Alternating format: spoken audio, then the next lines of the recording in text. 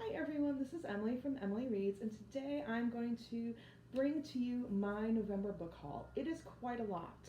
Um, Between book of the month, a series that I'm committed to buying a book in that until every month until I have the complete series, and then also um, I went to a used book sale at a library near where I live, and an organization that promotes literacy in adults here in town was doing a whole like blowout book sale, and so they had paperbacks for 50 cents and hardbacks for $2.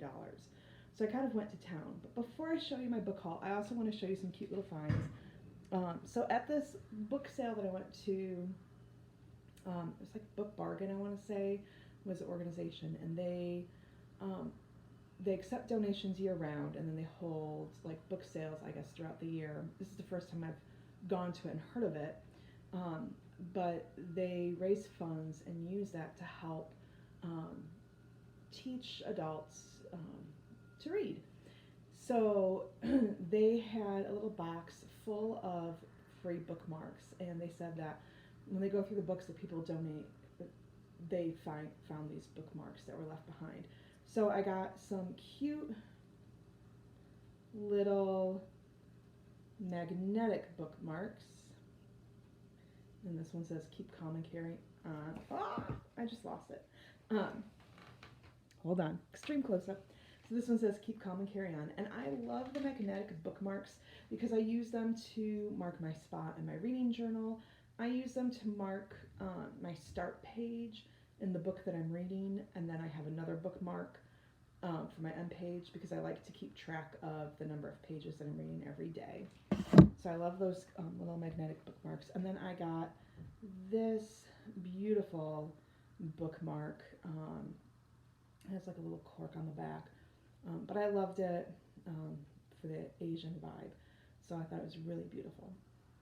All right, so now on to the book haul. So the first set of books I'm going to go through are the books that I picked up yesterday at the bargain book sale for the organization that promotes literacy. And again, the paperbacks were 50 cents, the hardbacks were $2. And I'm not going to go into too much detail about what the books are about. One, because I simply don't know.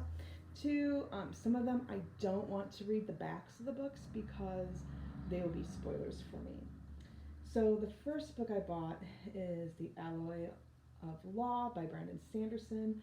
I'm working on collecting his Cosmere, and I know it doesn't fit in with, I have the trade paperbacks, like the bigger paperbacks. This is the mass market. It doesn't really quite fit in, but it was 50 cents, and the spine looks really good, and the cover looks really good. It looked like there's very little wear and tear, so I had to pick that up, and since I don't have this, so that's my first book. And then the next two are childhood favorites of mine. Jackaroo by Cynthia Voigt, which this one is like set in medieval times, and Gwen is an innkeeper's daughter, and she is charged with taking care of two guests, like a lord and his son, through like a snowstorm, and they get separated from the entire party, like the son and Gwen. So they camp out in a hut until to ride out the storm, and they're basically stranded there for weeks. And while they're there, she discovers an outfit of what's called the jackaroo, and the jackaroo is a previous book by this author, and the jackaroo basically is kind of like a Robin Hood, and so she discovers that garment and kind of the adventures. I loved this book growing up. So when I saw it, and again, it's in pretty much brand new condition, I had to buy it because a lot of times when I'm just kind of in a mood, not feeling reading, but don't want to not read and get into a big slump, I need like some old favorites to read. So that's why I got this. It's a quick read too. And then I also picked up Izzy, Willy, Nilly by Cynthia Voigt. This one is, um, so Izzy is a cheerleader and she's quite popular, and she goes to a party and with a guy, and who's older. He's a senior, and of course there's drinking at the party, and they get into a car accident. And Marco, who is driving drunk, he goes away. He's not injured, nothing wrong. She, her one of her legs is damaged beyond repair, and they need to amputate her leg. So this story is just about her and her family's adjustment with that. Her social circle completely changes because her friends are very image focused and don't know how to handle um, how to interact with her now. And there's a girl named Rosamund in school who's kind of like the social outcast who visits her in the hospital and befriends her, and just it's a really beautiful story about friendship and what it means to be a friend to someone, an unlikely friendship, and also just how to adjust to a major traumatic event in your life. So this is also another good one. The next book I bought was The Absolutely True Diary of a Part-Time Indian by Sharon Alexey, and I bought this because one of the teachers I worked with a few years ago, we read some excerpts from this book, and I know it's a really good book. It's a National Book Award winner. A lot of people have really enjoyed it, and I just wanted to read some more things and kind of diversify my reading. So that's why I purchased this. And then I found Mr. Penumbrum's 24-Hour Bookstore by Sloan. Again, look at how good condition this book is. 50 cents. And basically this is a story of a man who kind of is out of a job, and he is in San Francisco, and he discovers that this store is really quite curious and just kind of mystical. So when it first came out and people were really reading it, that got a lot of good reviews. I've been meaning to pick this up and read it, just never had a chance to.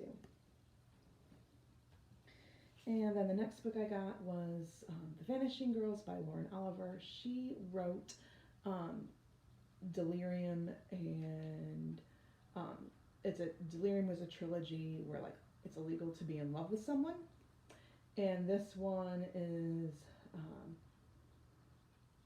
kind of another YA book about two different sisters. It says she delivers a gripping story about two sisters inexorably altered by a terrible accident. So Dara and Nick used to be inseparable, but that was before the accident that left Dara's beautiful face scarred and the two sisters totally estranged. Then Dara vanishes on her birthday. Nick thinks Dara is just playing around. But another girl, 9-year-old Madeline Snow, has vanished too. And Nick becomes increasingly convinced that the two disappearances are linked. So I'm just curious to read more from Lauren Oliver. I really enjoyed her Delirium trilogy. So, and then the next book I bought was The Gunslinger by Stephen King, which is book 1 in the Dark Tower series. And I am not a fan of horror, but I enjoy, and I'm not a big fan of westerns either, but I enjoy fantasy. And so many people in the fantasy community on BookTube really recommend The Dark Tower. So for 50 cents, I thought, you know what, I could pick this up and try it, and if I don't like it, it's no big deal. And then I got Where the Crawdad Sings by Delia Owens, and this is a book that I got because I feel like everyone has read it except for me, and from what I understand is it has really a beautiful story. Again, look at how good condition this is in. Like, the spine is perfect, the cover is perfect, 50 cents. And then I found two D. Henderson books, Unspoken and Undetected. And I really liked her O'Malley series when I was in high school, college.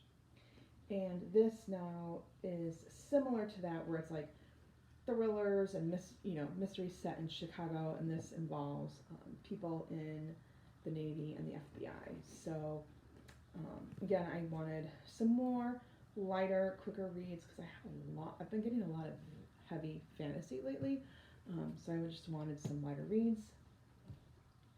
And then I found, this is out of order as I'm showing this to you, in hardback, again, $2, and they look practically brand new. Clockwork Angel,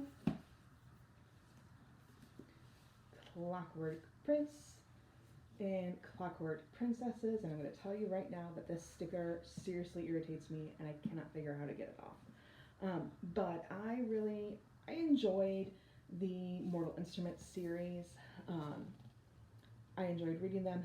I've heard that her Infernal Devices, which is like the source story, the prequel to the Mortal Instruments, is better, and I've heard a lot of good things about it. So I said $2 for for hardbacks, and they look great. I'm gonna go for it. I'm gonna put these over here. Sorry, I'm running out of room. Then the next two books are the books that I bought with my Book of the Month subscription. And the first book was one of the books for the Books of the Month, and this is The Keeper of Night. And this is an Asian-inspired YA fantasy, and it's half British Reaper, half Japanese Shinigami. And so it's about a soul collector in the London streets for centuries.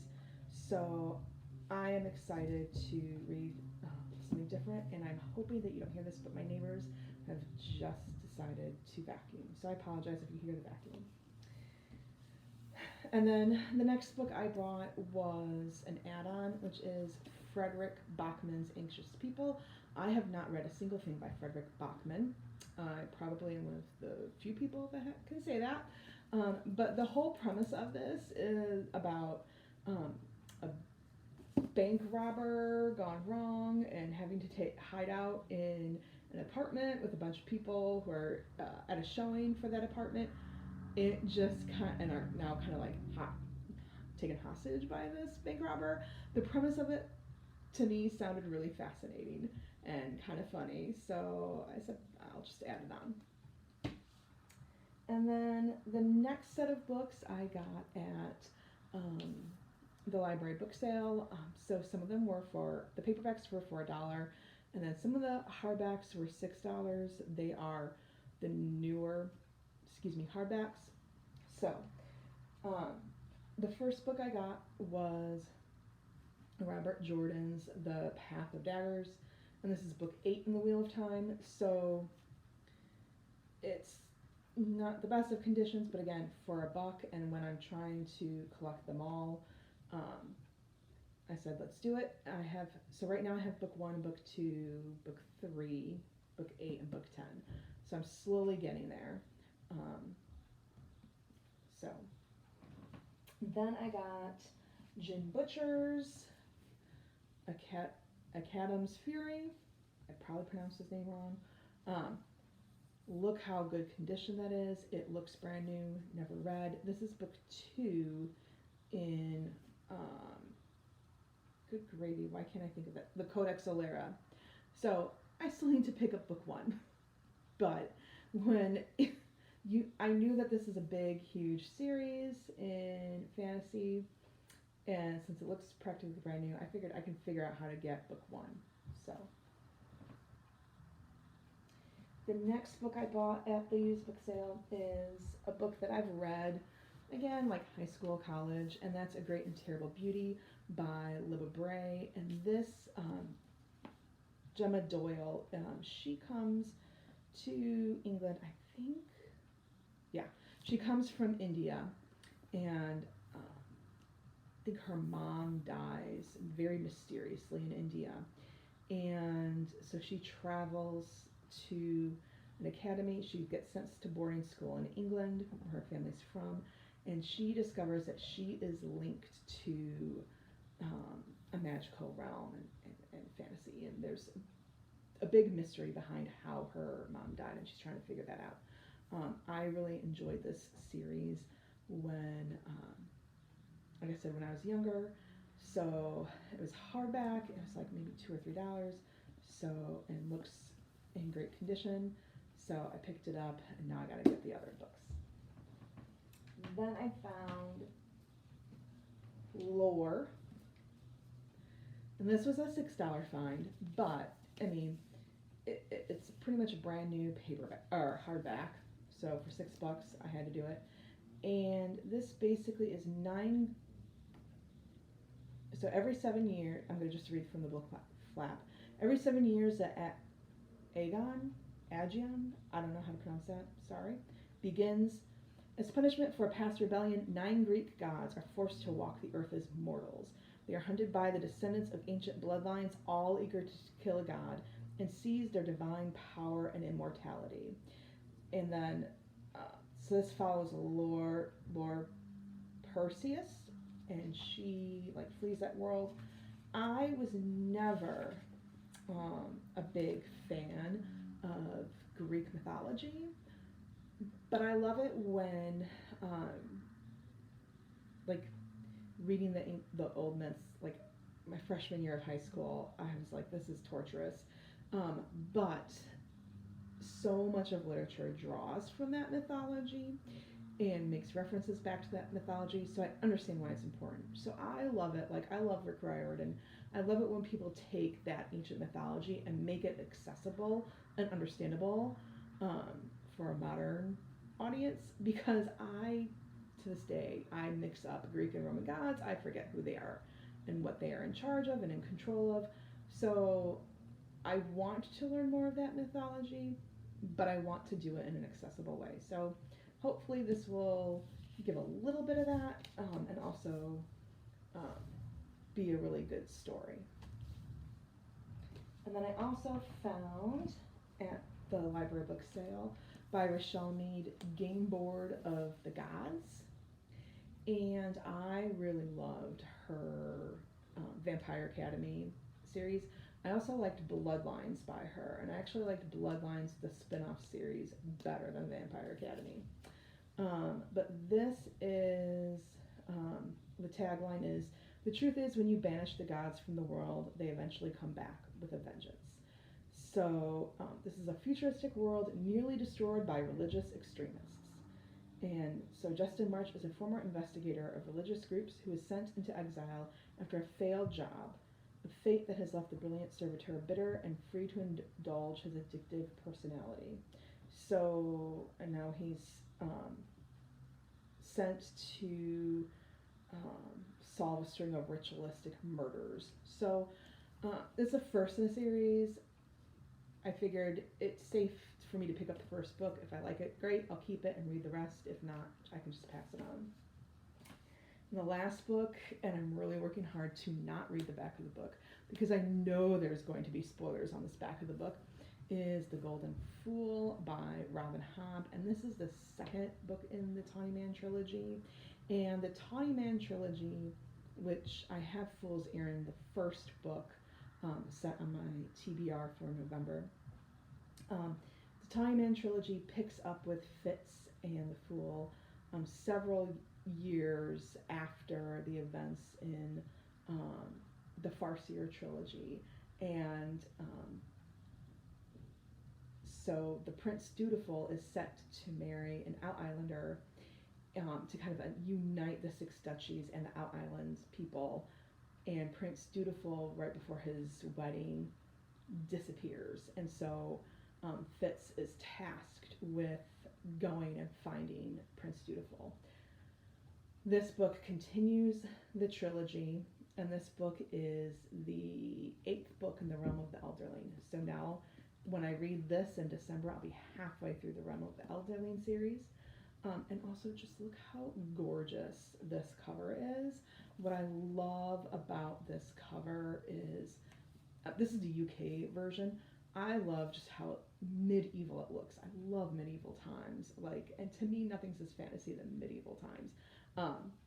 So I'm so looking forward to reading this in December. So that is my book haul. As you can see, I need to slow it down. Happy reading, everyone, and please feel free to like and subscribe and comment below with what you are reading and what you have hauled and what you're most excited about reading. Have a great Saturday, everyone.